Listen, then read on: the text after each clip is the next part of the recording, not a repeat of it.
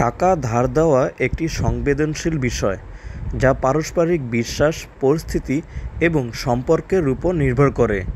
এই বিষয়ে কিছু গুরুত্বপূর্ণ দিক বিবেচনা করা হলো। যার কাছে টাকা ধার দিচ্ছেন তার প্রয়োজন, ফেরত দেওয়ার সামর্থ্য এবং ইচ্ছা যাচাই করুন। লিখিত চুক্তি রাখুন। টাকা ধার দিলে যথাযথ প্রমাণ রাখুন।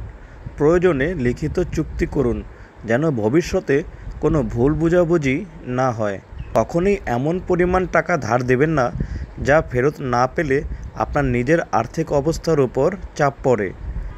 অপ্রত্যাশিত পরিস্থিতির জন্য প্রস্তুত থাকুন। টাকা ফেরত না পাওয়ার সম্ভাবনাও মাথায় রাখতে হবে, তাই শুধুমাত্র সেই পরিমাণ ধার দিন যা হারালেও বড় ক্ষতি হবে না। সবশেষে, টাকা ধার দেওয়া হলে সেটাকে বিনিয়োগের মতো ভাবা উচিত। ফেরত আসতেও পারে, নাও আসতে পারে, তাই সিদ্ধান্ত নেওয়ার আগে ভালোভাবে চিন্তা করা গুরুত্বপূর্ণ। সবাইকে অসংখ্য ধন্যবাদ।